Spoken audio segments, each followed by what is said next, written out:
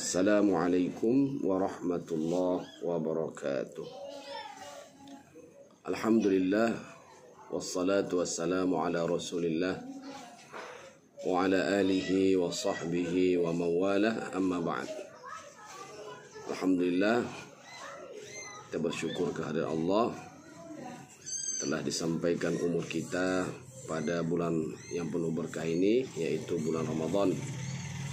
Mudah-mudahan kita bisa memanfaatkannya semaksimal mungkin untuk mendapatkan kebaikan dunia dan akhirat. Salawat dan salam kepada Nabi kita Muhammad SAW selalu terlimpah daripada Allah Subhanahu wa Ta'ala. Mudah-mudahan kita pun mendapatkan manfaat dari salawat yang kita ucapkan, baik di dunia maupun akhirat. Ikhwati fillah rahimakumullah, seperti yang sudah saya sampaikan bahwa sepanjang bulan Ramadan ini saya akan menyampaikan kuliah singkat tentang hadis-hadis ruqyah syar'iyyah, atau secara umum hadis-hadis ruqyah. Pada pertemuan pertama hari ini, pada hari pertama bulan Ramadan, kita akan berangkat dari hadis tentang niat. Rasulullah sallallahu alaihi wasallam bersabda, innamal a'malu binniyat. Sesungguhnya segala amal, segala perbuatan dilandasi dengan niat. Ada yang menafsirkan bahwa setelah kalimat al-a'mal ada yang dibuang, atau sebelum kalimat al-a'mal itu sendiri ada kalimat yang disembunyikan. Sesungguhnya kesempurnaan amal itu dengan niat. Ada juga yang mengatakan bahwa amal itu sesungguhnya tidak akan terjadi kecuali dengan niat. Jadi innamal a'malu binniyat, kalau kita kaji lagi dari ilmu balaghah, ini menunjukkan adanya pembatasan, karena huruf innama itu disebut dengan adatul hasr. Jadi artinya amal ibadah itu hanya diterima dengan niat. Ya. Innama itu adatul hasr. Jadi orang dulu mengartikan innama itu hanya saja. Ya, jadi kalau kita menerjemahkannya, sesungguhnya semua amal-amal itu hanya diterima dengan niat, atau hanya terjadi jika didasarkan dengan niat. Wa innama likulli imri'in ma nawa. Setiap orang hanya mendapatkan apa yang dia niatkan. Setiap orang hanya mendapatkan apa yang dia niatkan. Faman kanat hijratuhu ilallahi wa rasulih. Barang siapa yang hijrah kepada Allah dan Rasulnya, fa hijratuhu ilallahi wa rasulih, maka hijrahnya kepada Allah dan Rasul. Artinya baik hijrah secara fisik maupun hijrah secara pemikiran, secara keyakinan, itu mesti dilandasi dengan niat karena Allah, atau ingin kembali kepada jalan Allah dan mengikuti Rasulullah SAW. Kalau itu yang diniatkan, maka itulah yang didapatkan. Faman kanat hijratuhu lidunya yusibuha aw imra'atin yankihuha. Sedangkan siapa yang hijrahnya untuk dunia atau karena dunia, maka dia akan mendapatkannya. Atau dia hijrah hanya untuk mendapatkan seorang perempuan, maka dia akan mendapatkan perempuan itu. Dia akan menikahinya sesuai dengan apa yang dia niatkan. Fa hijratuhu ila ma hajara ilaih. Jadi hijrahnya itu kepada apa yang dia niatkan. Hadis ini dimuat di dalam kitab-kitab hadis dan ditempatkan di awal kitab-kitab hadis tersebut. Sebagai contoh di dalam kitab Al-Arba'in An-Nawawiyah, hadis ini diletakkan sebagai hadis yang pertama. Seakan-akan ada pesan yang bisa kita tangkap bahwa ketika memulai sesuatu, hendaklah dimulai dengan niat.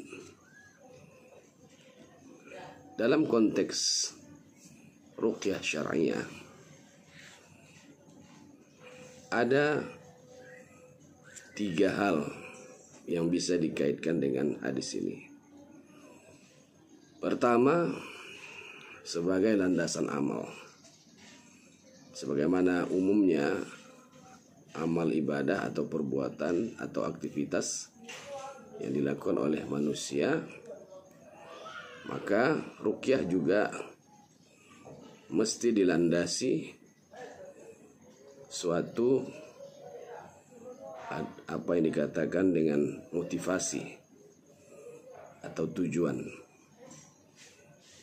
Apa motivasi dan tujuan untuk ruqyah? Baik orang yang melakukan ruqyah itu maupun orang yang diruqyah. Apakah karena Allah Subhanahu wa taala atau sesuatu yang lain? Karena tidak dipungkiri bahwa orang-orang yang terjun ke dunia ruqyah ada maksud-maksud tertentu atau ada tujuan-tujuan tertentu, berbeda dari satu orang dengan yang lainnya. Demikian juga pasien-pasien atau orang-orang yang diruqyah atau yang kita sebut dengan marqi, mereka juga ingin diruqyah dengan alasan-alasan yang berbeda-beda. Maka dalam hal ini niat sangat menentukan. Niat sangat menentukan apakah kita akan mendapatkan pahala di sisi Allah Subhanahu wa taala atau kita hanya sekedar mendapatkan apa yang kita inginkan.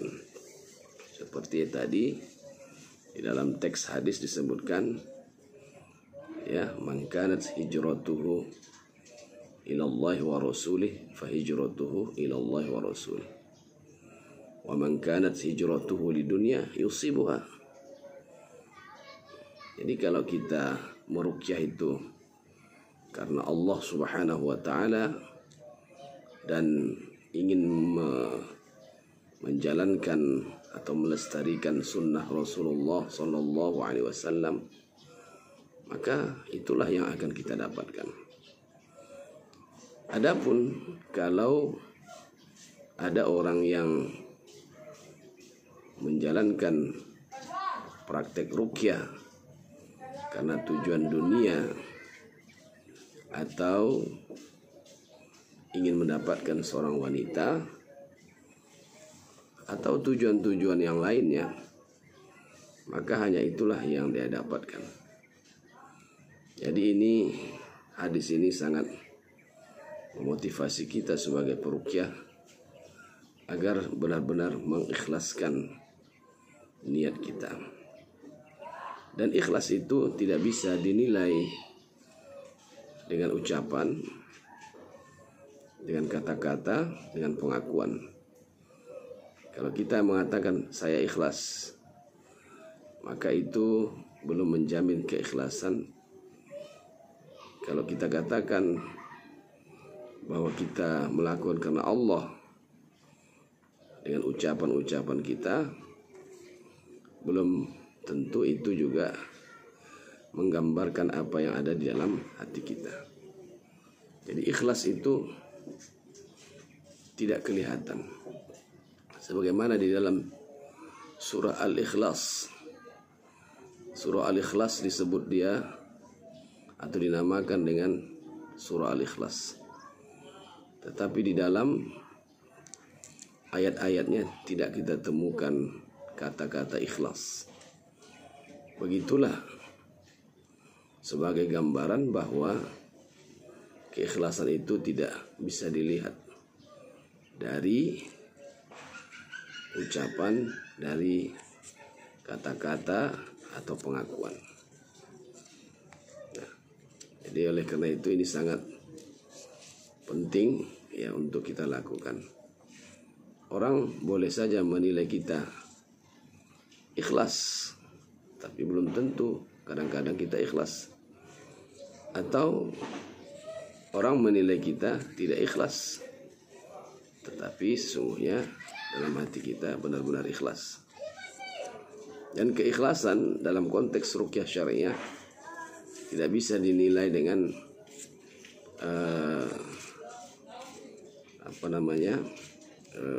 tidak mau menerima upah. Belum tentu orang yang tidak menerima upah itu lebih ikhlas daripada orang yang menerima upah. Ya, karena apa? Karena upah dalam konteks ruqyah itu memang dibolehkan.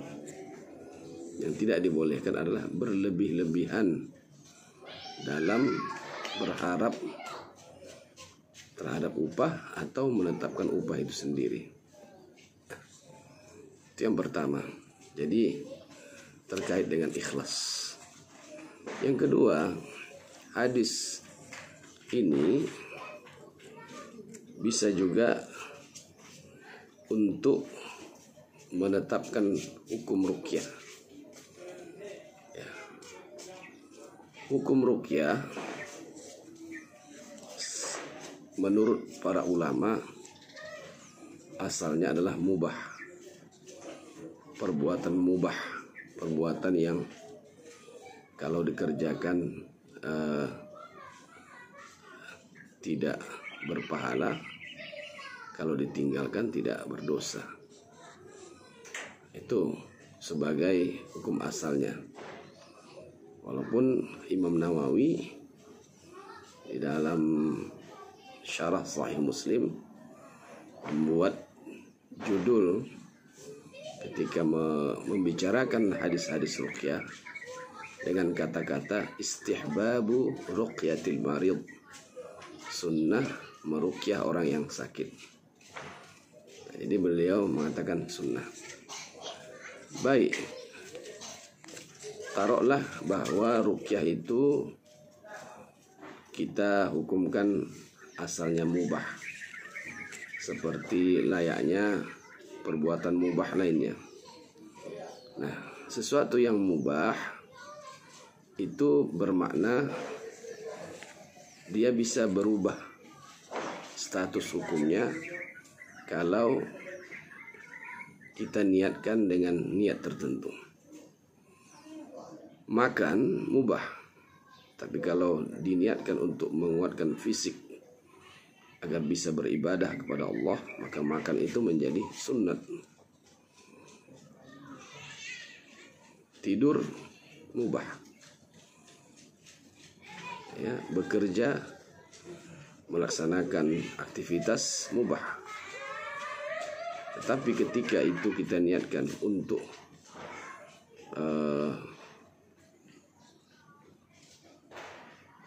membantu atau menolong orang-orang yang kesusahan, maka dia menjadi sunnah.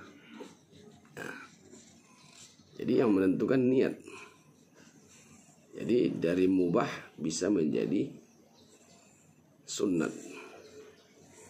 Nah, terkadang bisa juga berubah menjadi wajib ketika tidak ada solusi lain kecuali ruqyah itu sendiri. Dan juga bisa berubah menjadi makruh. Orang yang mampu meruqyah diri sendiri dalam artian yang sebenarnya, mampu membaca Al-Quran dengan baik, kemudian ibadahnya cukup, dan mampu mengatasi reaksi yang muncul ketika terjadi reaksi saat proses ruqyah. Nah, kalau dia mampu melakukan itu, lalu kemudian dia meminta ruqyah, para ulama menghukumkan itu makruh, ya, tidak sampai pada haram. Nah, ruqyah juga bisa menjadi haram ketika ruqyah diniatkan untuk memeras orang, mengambil harta orang lain dengan cara yang tidak syar'i, menipu dan sebagainya. Jadi ruqyah itu dijadikan sebagai alat untuk mendapatkan tujuan yang tidak baik, maka hukumnya haram. Itu yang kedua. Yang ketiga, hadis niat ini dalam konteks ruqyah adalah sebagai pemantapan dari efek ruqyah itu sendiri, ya, bahwa di dalam Al-Quran dijelaskan, wa nunazzilu minal Quran ma huwa shifaa'un wa rahmatun lil mu'minin, ya, kami turunkan Al-Quran itu sebagai syifa dan rahmat bagi orang beriman. Jadi Al-Quran itu yang kita jadikan sebagai bacaan dalam ruqyah itu mendatangkan manfaat, efek kesembuhan. Tetapi ingat, efek kesembuhan itu tidak akan kita peroleh kecuali dengan niat. Innamal a'malu bin niat. Maka para ulama menyebutkan ketika berbicara tentang tujuan orang membaca Al-Quran atau disebut dengan maqasid tilawatil Quran, disebutkan ada 5 tujuan orang membaca Al-Quran. Tujuan itu disebut maqasid. Maqasid itu adalah niat, ya. Al-umuru bimaqasidiha. Segala perkara itu berdasarkan tujuannya. Nah, jadi kalau kita ingin mendapatkan manfaat kesembuhan dari Al-Quran, maka qasad kita, niat kita adalah asy-syifa. Jadi kalau kita hanya membaca Al-Quran tanpa niat syifa, kita hanya mendapatkan pahala, tetapi efek kesembuhan belum tentu kita peroleh. Jadi orang-orang yang meruqyah, dia mesti meniatkan kesembuhan untuk pasiennya. Dan pasien yang diruqyah, dia juga mesti meniatkan kesembuhan atas ruqyah yang diperdengarkan kepadanya. Nah, jadi inilah 3 hal, ya, yang menjadi